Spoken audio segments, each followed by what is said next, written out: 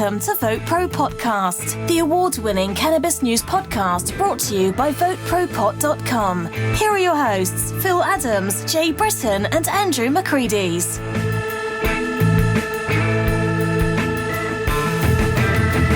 Thanks, everyone, for joining us here for this special edition of VoteProPot-Cast. Today we have as our guests a couple of suburban moms who just happen to be best friends, not to mention a couple of Maryland girls, Jay. Did you know that? Yeah. So they have that going for them, which is nice. Yeah, right. But most importantly, Go Terps! They are the co-founders of both Greenhouse Wellness, a dispensary in Ellicott City, Maryland, and Blissiva, a female-focused line of cannabis products. They're also the co-authors of a best-selling book, High Heels, How Two Women Found Their Footing in the Medical Cannabis Industry. And we're very excited to have them here today and to hear their story. Folks, please welcome to VoteProPot-Cast two very impressive and remarkable women, Gina Dubbe and her BFF, Dr. Leslie Apgar. Welcome to both of you. Thanks. Welcome, ladies. We're delighted to be here. Thank you. So a little bit of background first. Gina, start with you. You list yourself as a serial entrepreneur and venture capitalist, right? Right. Engineer by education and training. Okay. So you know something about how to earn a buck. Well, I'm not unacquainted. I'm not unacquainted. Okay. All right. So what form of engineering are you? I have an undergraduate in industrial, a master's in electrical and computer science, and I'm a licensed professional engineer. Wow. Wow, I feel really stupid all of a sudden. Okay, this just gets more impressive every time they say something. That's I'm great. a geek. Welcome to my life, guys. Yeah. So, and Leslie, Dr. Leslie, you are a board-certified OBGYN with 17 years experience looking under the hood? That's exactly right. And counting. It's probably closer to 20 years now. Closer to 20 years? Okay. Sounds like you know a thing or two about female physiology, I'm going to guess. You are correct. I have been listening to women for a very long time. So both of you extremely qualified and know whereof you speak. And you two have been besties for how long? Oh, gosh. I moved into the neighborhood in 2002. So 20 years. Yeah. Okay. So give us a little insight as to how this partnership began. Well, it turns out that I opened up a medical spa, and along with everything else I was trying to do, I thought it would be a great idea to follow in my best friend's footsteps. And she certainly gave me the encouragement to start my own business, which I did in 2008. Mm-hmm. And it was over here at the med spa that one of my patients very innocently said, "Hey, Dr. Apgar, you're from the West Coast, you're open-minded. Would you let us use your name and your credentials to bid for a grow, a processor, and a dispensary in Maryland?" And I said, sure. And the conversation led to one of funding. And I said, well, Gina has funding and she has access to funding. So let's get her in on the conversation. And so we had a conference call with a guy out in California that essentially shut us down pretty quickly. That we would use the term mansplained, but at some point it just becomes sort of intolerable. Like Gina and I just kind of looked at each other and we're like, you know what? This isn't going to work out. We were very nice. We ended the phone call and I let it go. I let the whole conversation go, that this wasn't going to be an opportunity that we were going to pursue. Now, Gina did. And you had that feeling kind of early on, sounds like. Yeah. Gina did not in fact have that feeling. Oh, okay. I had asked the gentleman what the returns of the investment were going to be. And he said, "Oh, you would never understand the math." Nice. And I said, well, give me a shot. Maybe I think I can. But he skipped over that. And, when I got home, I knew nothing about cannabis. Let me just go on record as saying that. Really? I never touched it. Right. Never used it. I had a security clearance for my whole career. So It was just a non-starter. And I called Leslie and I said, let's just bid it ourselves. And I thought she was insane. And I thought she had absolutely 100% lost her mind because, number one, what did we know about cannabis and running a dispensary? Nothing. And what the heck was I going to do with my medical career and my MD? And what were my colleagues going to think and say? And what was the board of physicians going to say? And, oh my gosh, is this really something I wanted to do? But I have to say, I was working in a Western medicine world where I was just basically putting Band-Aids on patients every day. Every patient would come in, want a pill to have sex, a pill to not have pain, a pill for their migraines, Sure. a pill for, I mean, it was ridiculous. And I didn't really find it fulfilling anymore because medicine has obviously morphed into something that it's really wasn't when I started. It's more about a computer screen and an electronic medical record than for caring for the patient. So I think I was looking for a better way, but my gosh, I had to take a big breath and a huge leap of faith. I trusted Gina. I mean, everything Gina touches really turns to gold. She's very, she won't tell you the truth here, but I mean, how many companies have you done? Like 60? With the fun. Whoa. Yeah. That's serial. Yeah. There's been one or two. Yeah. So Well, I mean, you have to have some failures along the way or else you learn nothing, right? Right. The old saying in venture is lemons ripen early. So. Right. I never heard that. I like that. Well, they say the cannabis industry is one of the toughest to start a business in. I mean, there's so many more restrictions. Cash banking. And the cost of entry is ridiculous. The cost of entry is crazy. So how did you guys get past all that? I mean, we should say up front that your dispensary is very successful. You guys have done very well. It is the hardest business I have ever done. And you have touched on a number of the issues. But right from the start, we won the dispensary and my bank canceled my accounts or tried to. Wow. Called me up and invited me to leave the bank. And I was like, excuse me? We're inviting you to leave the bank. And I said, why is that? Well, it's because you've won a dispensary license. And I said, well, did you ask all the guys who've won a dispensary license to leave the bank? And there was dead silence. I said, when you do, that's a no. Back. You're kidding. No. Yeah. Very serious. To this day, we cannot get banking, house loans. Our business can't have a checking account. Our business doesn't have a credit card. Mm-hmm. It was difficult, almost impossible to get real estate. And everything is touched by it. I mean, paying our employees, just the normal things in business are exceedingly difficult when you're a cannabis business. Yeah, and then there's the tax situation. Yeah, normal business, if you make $1 million. No write-offs. Right, 280E. Right. You can, in a normal business, you make $1 million, you write off $500,000 on your inventory, you write off your staff, you write off your rent, you write off everything, and you pay taxes on that last $100,000. Right. Mm-hmm. In cannabis, you pay taxes on everything. Every dollar. And the taxes are extreme. So, I mean, in the case of cannabis compared to other businesses. And I get the sense that, first of all, telling an engineer that she doesn't understand the math, could he have been more condescending? I don't know. Well, it took me aback, let's just say. I was horrified, you guys. I was like so humiliated and embarrassed because I had brought this opportunity to Gina and I had said, please don't waste Gina's time. She's the real deal. I don't like that people are kind of always putting her in front of deals that aren't, necessarily appropriate. And she's the real deal. So don't embarrass me here. And then I was like, well, that was a waste of your time. I'm really, really sorry. I owe you a drink. It's a very large drink. Opened the door. Well, she got pissed. I mean, it's what happened. She got pissed. Well, I like what, who is the Olympic diver? He said, there are no defeats. There are only victories and lessons. And that must have been a hard lesson, but a lesson just the same. But it's probably indicative of the kind of crap that you've had to run into ever since, right? Yeah. It's been an interesting, and I'll use that word, it's been an interesting experience. The thing that keeps us with this are the patients and looking at people and knowing how it's changed lives. And that's the most important thing. Good. Yeah. If you enjoy the show, we'd love to hear from you. Send us your thoughts at VoteProPot.com/contact or send us an email at podcast@VoteProPot.com. Is it okay if I call you Dr. Leslie? Of course. All right, Dr. Leslie. So you had no experience before this with prescribing cannabis or using cannabis as a medicine? So I have experience in that my friends and family still live on the West Coast. And I have certainly seen, my sister's enough said. Yeah. California and we both lived in LA for a while. Yeah. So yeah. Exactly. And Gotcha.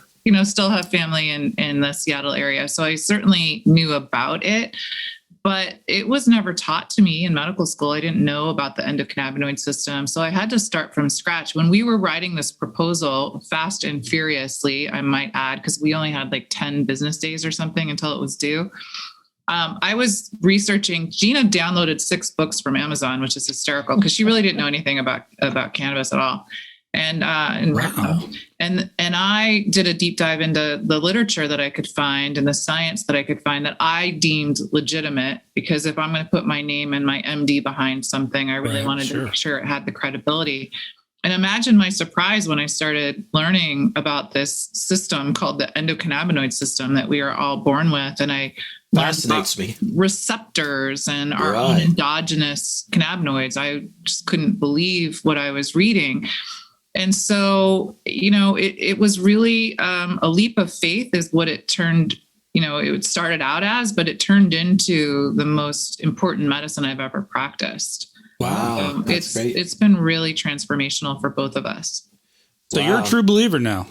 Darling, when you see these patients in front of your eyes getting better day after day after day, and you see the things that we have seen, it I have never seen in the. Tell us some stories. Give us some examples of patients and what you've seen with them prescribing cannabis as opposed to narcotics or other prescription. Well, yesterday, a gentleman came in. He had been in the war. He suffers from PTSD, depression. And this is a big, buff, 250-pound, strong man, right? You don't look at him and sense what's behind the curtain. And that's what we see a lot in cannabis patients. They have been treating ailments for a long time that they didn't know were there. But he's sobbing, and he said, "You guys saved my life. I would have committed suicide yesterday if I hadn't had the cannabis for my anxiety." And you wouldn't look at this guy and say he suffers from anxiety or PTSD or anything else, but there are wounds that it is helping to heal. Our very, very first patient who was calling our dispensary for weeks before we opened, because we were ready to open, but we didn't have any product to sell because the growers were a little behind and the processors were a little behind. So she was calling, waiting for us to open, and she was on enough fentanyl to kill an elephant. I mean, she was on a fentanyl pump. She was on morphine that she took multiple times a day. And what was she treating? She actually had been in the war in Afghanistan, and she was in a Humvee accident and had a bunch of hardware in her spine. So she was in excruciating pain. And she came in, pinpoint pupils, just totally gorked out on these opioids and was miserable and wanted her life back. And she knew that Western medicine had failed her, and she was looking for another option. She'd done the research. She really thought that cannabis would be an exit drug for her. And it was. And she got herself off of all of those opioids in 3 months, you guys. 3 months. That's amazing. Wow. And, she came in, and as we watched her come in week to week to week, she stepped a little bit lighter. Her eyes were a little brighter. She just had more pep in her step. It was a transformation that I have never seen in the practice of medicine. This was astounding. It blew my mind, right? Now, we've got to step back and say, not everybody can get off opioids in 3 months. Nor should they. She was convicted to do it. Yeah, she was committed. She was so committed to do it. Yeah. Wow. That's quite an amazing story. And we all have stories to tell about pain management, opioid exit drugs. We talk about it being a gateway drug. Yeah, it's a gateway out. Exactly. Yeah. of opioid use in many cases. So that's really encouraging.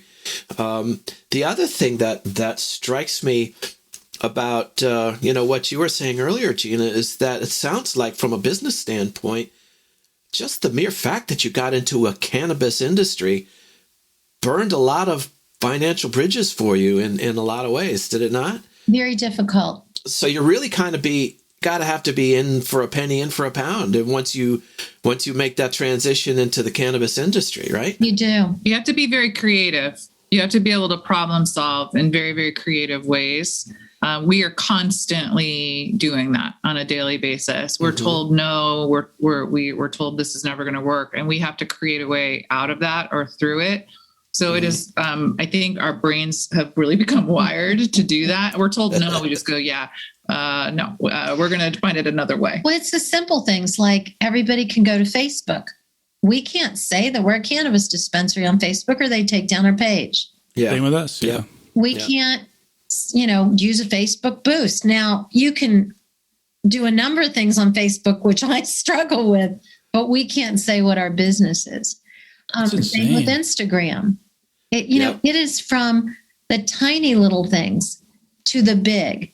It's just a battle every day. And the things that we probably weren't prepared for, at least I wasn't, is you lose friends. I mean, there are people who cannot. I was going to ask you about that. Step back. And there were friends that I had for 30 years. And I said, can't we just agree to disagree? Nope. There is a hard stigma. Right. This is your brain on drugs. We all saw it during the DARE years. I preached it to my children and still tell children not to use it. But we need education. We need it to come off Schedule 1 so we can have clear, unambiguous data. Mm-hmm. Yeah, it's been very interesting. A lot of people ask me, well, what about your physician friends? Like, what kind of pushback did you get from your cohorts, your colleagues? And obviously they thought I was insane. They thought I was throwing my career away. And, why in the world would you leave this beautiful practice of medicine that you have here to go into this business with your best friend? Into drugs. What are you doing? And funny enough, guys, they are coming to us as patients now, or they're sending me their loved ones. So it is very interesting. I think that Gina's story is a sad one, that she does have friends that have been unwilling to see what is before their eyes, because my physician friends have seen what is before their eyes. They have seen patients who are using this legitimately and they are getting better and they're getting off of their meds. And that is not something that I can say that I saw in the practice of Western medicine. So because these docs are paying attention, the proof is right there. I mean, how many patients does it take for you to see what's really going on? I know I don't have a randomized controlled trial to show you, but I do have patients who were on 11 different medications and now they're on 4. So you tell me what's working. Exactly. So when did you guys open this dispensary? December of 17. Yes. Okay. I have to think about that. December, yeah. Mm-hmm. Yep. And it's an award-winning dispensary. What award did it win? We were named #1 dispensary in the United States last year. Wow. Yeah. I didn't know that. Congratulations. Cannabis dispensary. Is that all? And we were fortunate. We were on the Today Show. Wow. It has been quite the year for us. Yeah. Take that, ex-friends. How did the pandemic affect business? Yeah, shocking. It was fabulous. Yeah. That's what we're hearing from all of our dispensary owning friends. That's right. So sad. It's because everybody was more anxiousness, sleeplessness. Right. Unfortunate reason. It's a terrible reason. But it was really interesting because out of the gate, right away, we were declared an essential business. Right. Out of the gate, right? So which is it, guys? Are we an essential business? Is this medicine or is it an essential illegal business? Right. Like, which is it? I mean, our employees were all considered 1A employees. They all got the vaccine right away because they're on the front lines. We didn't shut down, not for a day. I mean, we changed our model. We went curbside. Dr. Apgar over here was having a small heart attack and trying to explain that the pandemic was like the real deal. And like, we had to put our arms around it. And Gina was like, there, Leslie, it'll be okay. And I'm like, no, it's not going to be okay. It's and so Gina bought all the hand sanitizer and she actually put up really cool cough guards in the dispensary so that when we are allowed to open back up, and I mean, open back up, we really love the curbside model, you guys. It's like the Chick-fil-A model at this point. People are and they're cruising through, and we did 50,000 transactions last year. Wow. By the way, the name of their dispensary is Greenhouse Wellness, right? Yeah. So you can find them at www.greenhousewellness.com. In lovely, historical Ellicott City, Maryland. Yeah. Yes. Yeah. Did y'all grow up in that area? No. Near Baltimore? No. Leslie's a West Coaster. Yeah, Leslie, that's right. You're a California girl. Right. Seattle. We're in California. It was actually a little island outside of Seattle called Island. Yeah. And then Gina grew up in West Virginia. Mm-hmm. Okay. Well, that's local. We both are from Maryland. So tell us about, I was just going to ask about Blissiva. That's your product line of female-focused cannabis products. Tell me what kind of products they are and how they are female-focused. Well, it's when we started this, we noticed all of the names, AK-47, P-Spot. And I can't picture my mother coming in or any woman in their 60s and saying, may I have some of that, please? Yeah. Oh, I've heard even worse. Yeah. Well, there's way worse for sure. So we wanted a line of products that was not to impair someone, but rather to decrease anxiety and stress, sleeplessness, and then to address the individual problems that are unique to women. Right. Tell us about those. So obviously women suffer from migraines more than men. They have chronic pain. They have sexual dysfunction that can be from lots of things like premenstrual syndrome or fibroids or endometriosis or chronic pelvic pain. There's a lot of things that women suffer from. Uniquely from men, yeah. Yeah. And our bodies are really wired for cannabis differently than men. Our reproductive system has more endogenous cannabinoids and receptors than anywhere else in the body, save the central nervous system. So it truly does work differently on women. I didn't know that. Than on men. And really what it was is every single other product in our dispensary was sort of directed toward men. And we wanted to have something that was really specifically directed toward women. And so we wanted to have a safe and discreet and reliable and reproducible dosing regimen that there just wasn't any of that on the market. We wanted to really feature CBD prominently because that is never really done. And it's really depressing when you look at the markets that had started out medically and then switched to a recreational market and you watch what happens to the CBD availability and it just goes to zero. And it's really, really troubling as a physician who's really interested in the science here. CBD is the magic. Yes, you need some THC, but you really need CBD there. That's the magic. And so we're told, no, that's too much CBD. You need to have higher potency THC. I'm like, no, it's a very potent molecule. I know what I'm doing. Please just do what I say and please make this for us. And it has been a game changer. The women came in and they were delighted. They said, this is the only thing that works. And I am just absolutely delighted with this. And I've slept for the first time in years.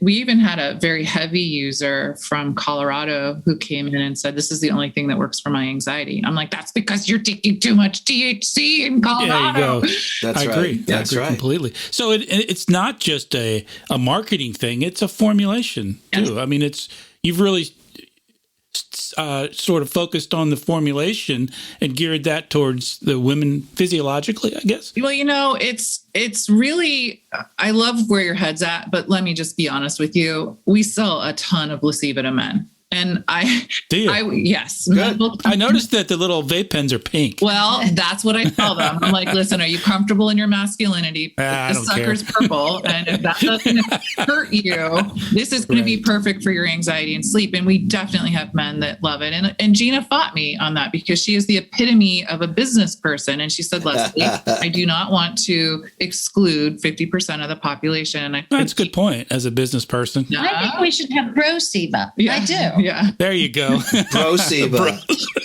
Put me on the list. Yeah. Right, Phil? I'll take either one of them. I don't care what color the vape pen is. Well, real quick, I'm a proponent of I like Willie's Reserve. I like the lower THC, high CBD stuff. That's what I enjoy. That's what works for me medically. Well, honestly. We had a researcher on, and this is the fellow was one of the pioneers in CBD research, and he was the one that you're familiar with Charlotte Figge. Yeah, of course. And he was the one that they researched before they started on the CBD regimen. And he explained to us just how CBD kind of surrounds and hugs the transmitters that creates kind of a buffer, especially in the anxiety section of the brain. And it makes a huge, and I can tell the difference because I stopped using all cannabis products for probably 30 years. Didn't touch anything because it was just too strong and it was making me paranoid. Right. And now that they've discovered the CBD aspect of it, it's like, wow, that's a revelation. Yeah. Right. Well, before we leave the subject of medicine, because there's more to talk about, I have a personal question for you. I saw you on a video or something talking about autism and cannabis. Right. Autism is very close to my heart. I have some people very close to me in my family with autism. So tell us about that. There hasn't been a lot of studies, have there? There's not a lot, but there are some studies. There absolutely are. So I actually speak to the Howard County Autism Society here in Maryland fairly routinely. And Howard County has a huge population of support for autistic kids and adults in the community. And so it's very near and dear to my heart as well. And if you think about autism as being on edge, like the sensations are just like too much for you to bear, you can't see or hear or touch things, and think about anxiety and what anxiety feels like, it kind of makes sense, right? So if you're soothing the tattered nerves of somebody who is suffering from anxiety, it only makes sense then that you're soothing the tattered nerves of somebody with autism. But really it's a whole line. It's not just autism. It's more than that. A lot of autistic kids have seizure disorders. They go hand in hand. So, even all the way up to epilepsy. So there is some data on that too, as far as using the high CBD. And of course we have Epidiolex now in our pharmacies that we could use for some of those major seizure. If you can afford it. If you could afford it. Hello.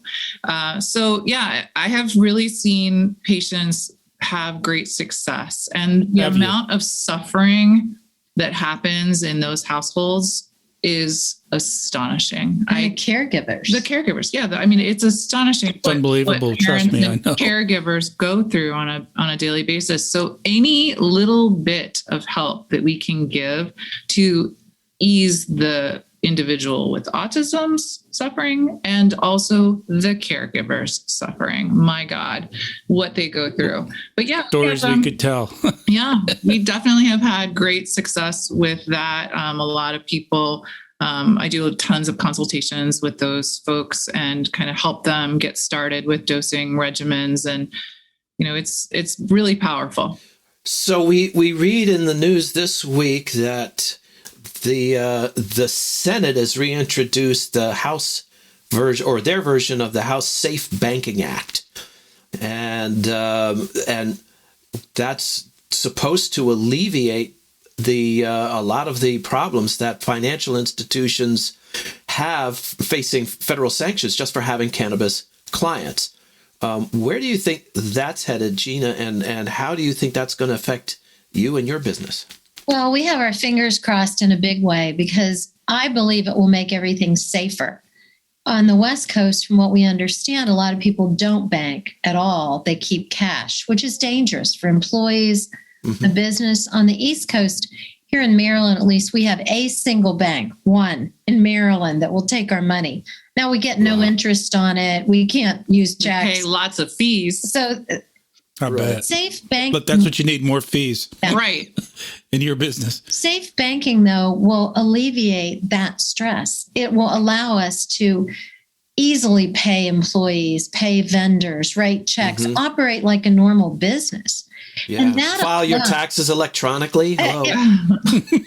It's amazing. It is absolutely amazing, but it will change everything. And I don't think that it will in any way harm any aspect of the business, of the regulation. It will just allow us to have a safer business environment. Because it's here, guys. It's not going anywhere. I mean, the horses are well out of the barn at this point, right? It's only going to get bigger and bigger and bigger. So, and that's what we say all the time. You are not going to prevent anyone who wants to use cannabis from using cannabis or getting a hold of it, no matter what laws you put in place. So just, realize that this market is here and make it legal. Well, what is it? 39 states have some form of approved cannabis program. Yep, we're getting there. What do you guys think about this Delta 8? It's lovely. I love Delta 8. Yeah, I do too. What do you love about it? Well, it's a soft, very short-lived kind of a euphoria, and then it's done. And then it's done. And it's done. We actually saw it come to the legitimate market, funny enough, during COVID, and those products sold like gangbusters because I was going to ask you that. Yeah. So you guys are selling it? Well, because it's legitimate. It's not. Yeah, you can buy it at 7-Eleven or whatever. It's not the 7-Eleven THC. See, it. Well, that's what I'm worried about, though. Is the how is it regulated? How is it tested? It's not. It's the right. CBD. That concerns me. Yeah, and you don't know what you're getting. If you buy your CBD that also has THC in it, you have no idea what you're getting when you buy that at 7-Eleven. The one thing we love about Maryland is there's a robust testing program. Very, very well respected. Anything that is in our dispensary, we know what's in it, and it's been tested 3 times. Yeah. So before it hits a patient, we're confident that there's no pesticides, molds, any contaminants. And that's how it should be. Absolutely. Yeah. But everywhere. I'm guessing that this THC, this Delta 8 situation is going to go away pretty soon because there's always, CPN, which is the derivative of THC that is great for sleep. And you have no idea what you're buying when you don't buy it from a licensed dispensary that requires testing.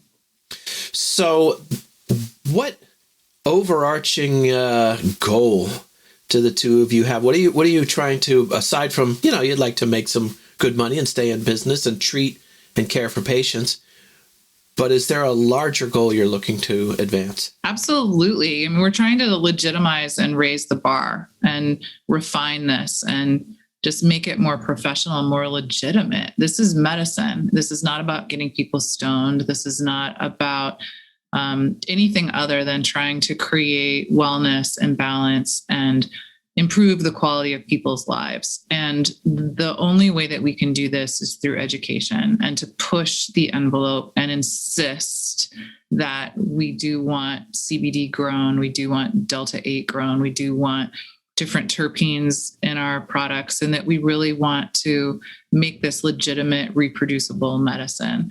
So it has been our goal from the beginning that we set our dispensary up to be like a residency program where I'm the medical director, and then we have a bunch of chief residents and medical students who are learning. And we're thankfully and gratefully known now as the place to send people if you really want to get into the deep dive of the medicine. And my wellness consultants are smarter than I am. I mean, I can call them up and say, "Hey, what do we have on the shelves that's got some THCV?" Because some of my patients really don't want to have the munchies; they would like to have the appetite suppressant effect of the THCV, and they'll be like, "Oh, well, we have this one, this one, this one." Yes, we're all raising our hands, right? Right over there. I looked you guys up on a couple spots and checked your ratings out. They're phenomenal. And that is one of the comments I saw. And that is just something I would bitch about with some of the dispensary I've been to, and we have them here in Virginia now. I'm in Virginia. Is that sometimes the people I'm dealing with who are supposed to be helping me, especially in a medical program, don't know anything. I mean, they just don't know shit, Yeah. And you guys have a reputation, according to I read your reviews. People said you guys, the people you have working for you, the men and women you have working for you, know what they're talking about. Mm-hmm. So do you educate them yourselves, or how do you get them up to speed on all this stuff? No, I'll be honest with you. In the beginning, it was a lot more rigorous because really there was not very much education in the state yet. And so we really had a formalized program that we really made them go through, and we really forced them. I would be really annoying and pimp them and make them do quizzes and all these kind of things. It has definitely loosened up a little bit now because they come to us now with this knowledge. I mean, the program's been here for 3 years. And so there is the dissemination of that basic knowledge that was lacking. But Leslie's being modest. She created rubrics and a syllabus and monthly tests and well, being a physician, and a couple of nerds, I suppose you did. Right. Now, our associate Faye is currently embarked on a doctoral program at the University of Maryland on medical cannabis, and the first in the nation, and she's loving it. Yeah, she's going to be on with me next week because Phil's going to see his grandbaby. Nice. That's so cool. Yeah. Well, before we let you guys go, we're just about out of time. Tell us about your book. You guys have a book. We do. We wrote a book called High Heels, and it's HEALS. I love it. And really, it's a story of our journey, and it's meant to be a love letter, a vote of encouragement, and the voice of reason in the whole cannabis journey. And it really talks about what we encountered, how people interacted with us. It has patient testimonials, and it's a vote of encouragement for other women and diverse minorities to enter the business, because there aren't enough of us. I think in Maryland, we're one of 3 or 5 dispensaries that are female owned. No kidding. That's terrible. Well, your, I guess, publicist, is that Aaron? Right. Sent me a copy just yesterday, so I'm not a speed reader, but I'm excited to read it. Well, I'm looking forward to it. It's a behind the scenes look. It's kind of like titillating, this whole topic of cannabis. Like Gina and I are the party favors when we go to a party, or back in the before times when we actually got to go to parties. Everybody wanted to sit next to the drug dealers and see, and talk about, well, do you think it'll help my rash, or do you think it'll help this? But, it is. I've got a spot right here on my shoulder. Take a look at this mole, will you? Can I fix that with some weed? Understood. It was a lot of fun. It was an introspective journey, which we don't take very often. Yeah. Are Phil and I allowed to read it as males? Of course. I'm all right. I'm excited. I think we are now required to read it, Jay. I think we are too. I'm looking forward to it. Oh, good. Well, I will too. And we are going to put a link to High Heels, how 2 women found their footing in the medical cannabis industry. We're going to add that link to our show description, along with they can find you in your dispensary at greenhousewellness.com. And what else do they need to know? Come and see us at Blissiva.com about the women's line of products. And if there's any way we can help in your medical journey, we're happy to do that. Yeah. I mean, we really encourage people who want to be educated to give our dispensary a call, and our wellness consultants are there and they're happy to help. And anything that they can't handle, they will be happy to refer on to me or to one of our nurses. So we really are passionate about education and pushing the envelope and making this the best program that it can be. Well, maybe Phil and I'll come by and take a tour sometime. I think we welcome should. You. I think we should. And yeah. Have lunch up in Ellicott City. It's a nice place. Well, folks, we have been talking with Gina Dubbe and Dr. Leslie Apgar, and we thank you both for joining us today. It's been a fascinating talk. We would love to have you back on sometime in the future if you would like that. We would be delighted. And folks, as always, if you liked the show, go on to Apple Podcasts, give us a 5-star rating. Get in touch with us at VoteProPot.com. Send us a message. Tell us your thoughts. Ask us your questions. Give us shit. We don't care. Just contact us. Jay, what else? Send us an email at podcast@VoteProPot.com. And as always, you can find so much more from the world of weed on our social media platforms. Go to Facebook, LinkedIn, Instagram, and Twitter and do a search for Vote Pro Pot.